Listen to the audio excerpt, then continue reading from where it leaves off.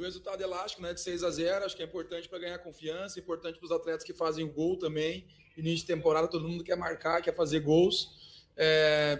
Eu sou um cara muito exigente, tanto que no intervalo falei para eles que o placar poderia ter sido mais elástico no primeiro tempo. Tivemos o domínio, o adversário não demonstrou tanto poder para impedir a vitória, né? Mas muito em cima também da qualidade do ABC. Não é ainda o ABC que a gente vai ver durante o ano, vocês podem ter certeza disso. É início de ano, a gente mudou algumas coisas em relação aos 2 jogos que a gente fez pela pré-Copa Nordeste. Tivemos um dia só para trabalhar e agora vamos ter um dia só para trabalhar até o próximo jogo. Mas fico feliz com a entrega dos atletas, do comprometimento. Poderia ter feito até mais gols. E é uma construção. Com o tempo as coisas vão se ajeitando, os jogadores vão se conhecendo mais. As conexões, né? Eu digo que as conexões elas são muito importantes.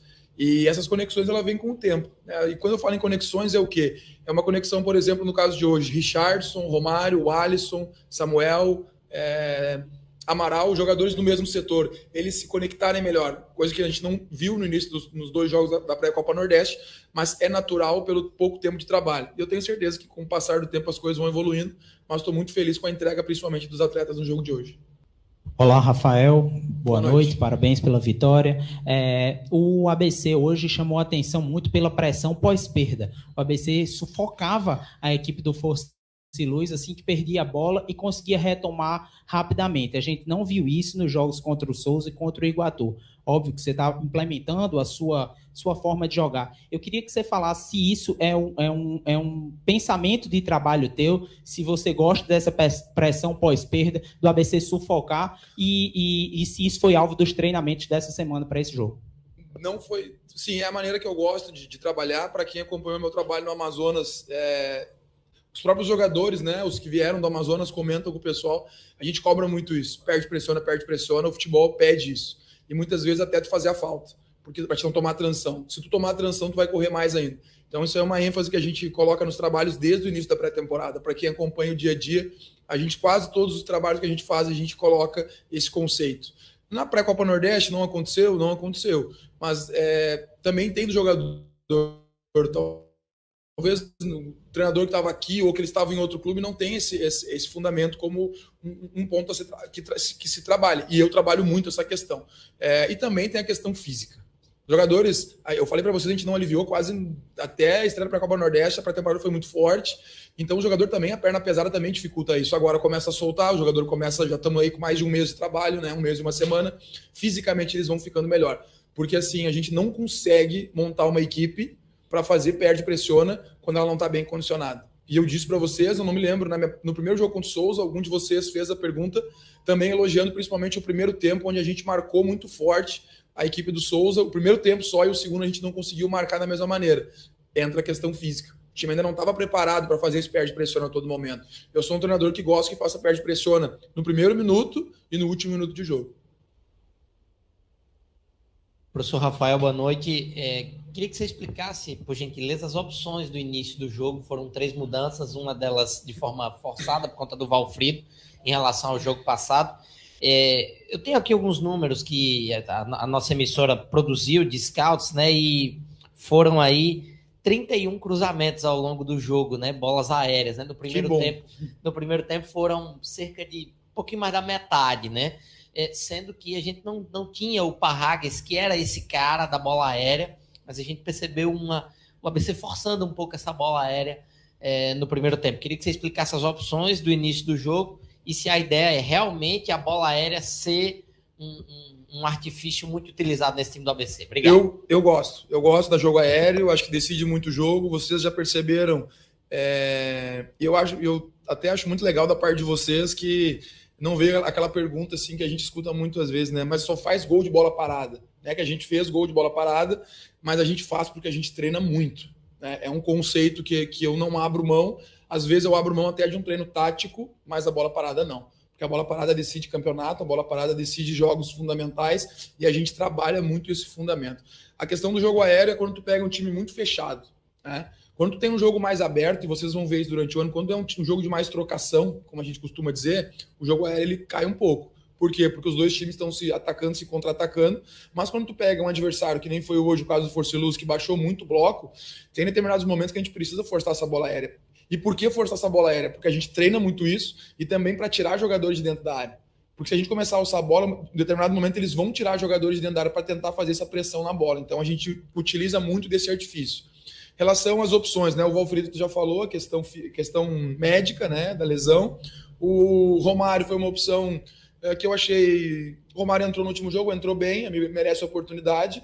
A questão do Búfalo foi exclusivamente porque é um jogador que não participou de parte da pré-temporada, é um jogador que não tinha, vamos dizer assim, ainda condições físicas de aguentar os 90 minutos contra a equipe do Iguatu. Mas a necessidade do jogo fez que ele teve que permanecer o tempo inteiro no jogo, mas ele desgastado ao máximo. Então, assim, eu não gosto de poupar jogador, eu não gosto de rodar muito elenco. Os jogadores têm que merecer a oportunidade. Exemplo do Romário.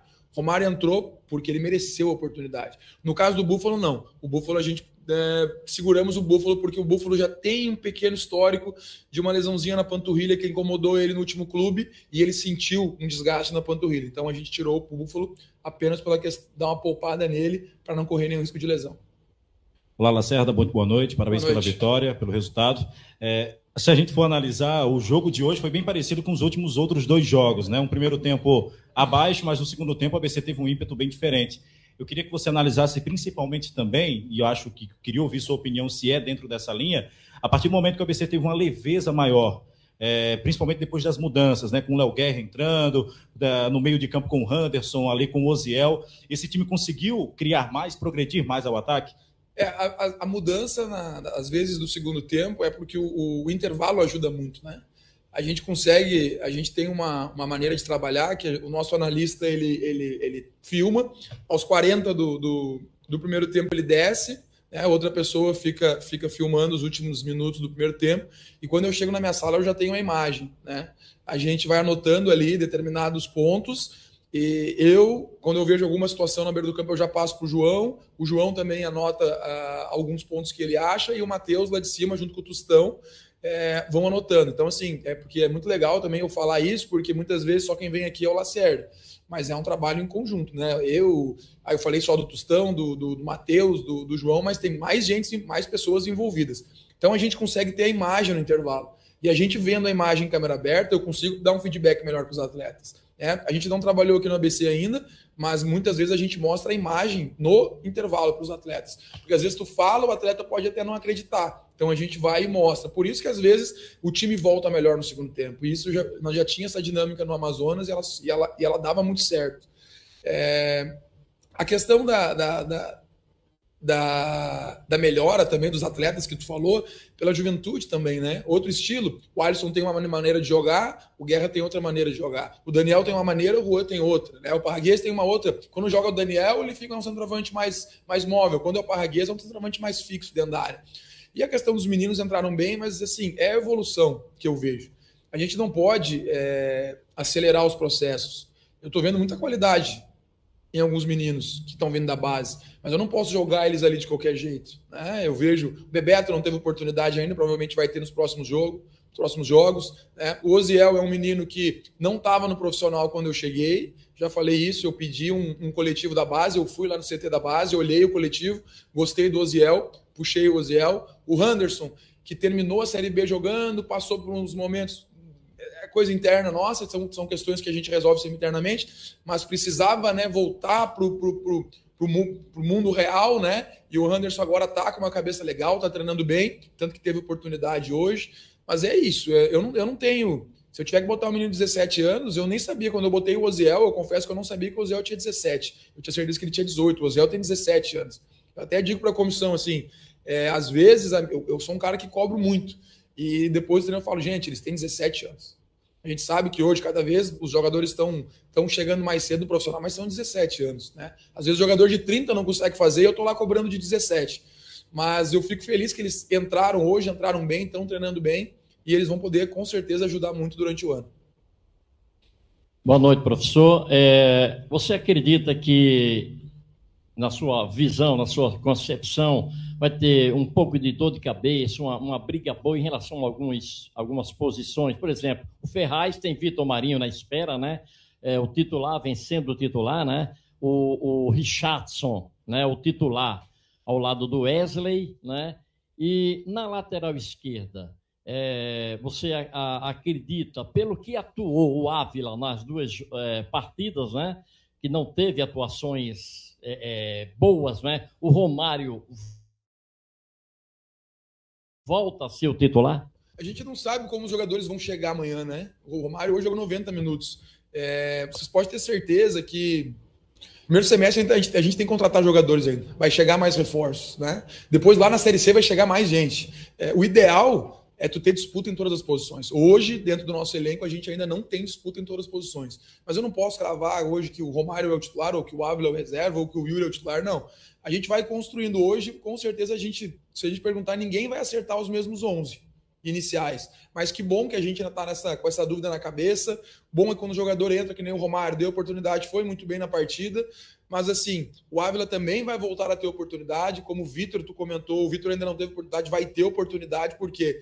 Porque precisa ter essa competição interna. Se a gente não tiver a competição interna, as coisas não evoluem. Então, assim, eu vou tentar oportunizar todos do grupo. Né? Hoje, por exemplo, teve a estreia do Mike, um menino que não tinha jogado profissionalmente, acredito eu, e eu vou dar oportunidade para todos. Mas dizer hoje, cravar um time titular, eu não tenho. Claro que a gente, na nossa cabeça, a gente tem uma base, mas os 11 titulares certos eu ainda não tenho na minha cabeça.